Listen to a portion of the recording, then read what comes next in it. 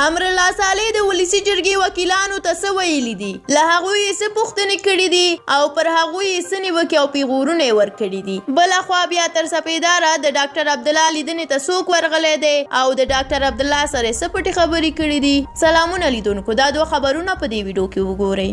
د ولسمشر غني لومړی مرستیال امرالله صالح د ولسي جرګې د یو شمېر وکیلانو نیوکو ته پر خپلې فیسبوک پاڼې ځوابونه او پوښتنې لیکلي دي. صالح لیکلي دي چې د ملي شورا یعنې ولسي او مشرانو جرګې غړو ته درناوی لري، خو یا درناوی له قانونه وړاندې او پورته نه دی.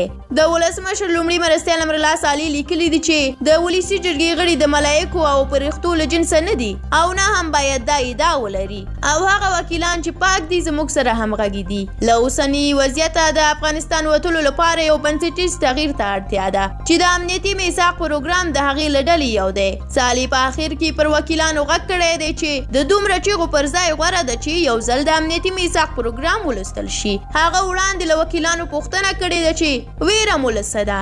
بلخوا بیا تر څپېداره د ډاکټر عبدالله لیدنې ته پخوانی ولسمشر حامد کرزي تللی دی.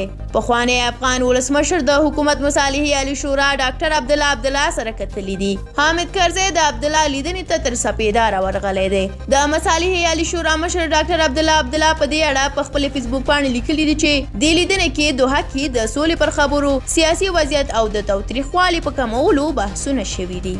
ډیره مننه لیدونکو چې ویډیو مو تر اخره ولیدله. که د عبدالله او د کرزي د لیدنې په اړه او د امرالله صالح ولسي جرګې ته د ځوابونو او پوښتنو په اړه، او یا همدا چې امرالله صالح په حق دی او که ولسي جرګه، په دې اړه خپل نظر را سره حتما په کومنټ کې شریک کړئ. تر بیا بلې ویډیو، د خدای په امان.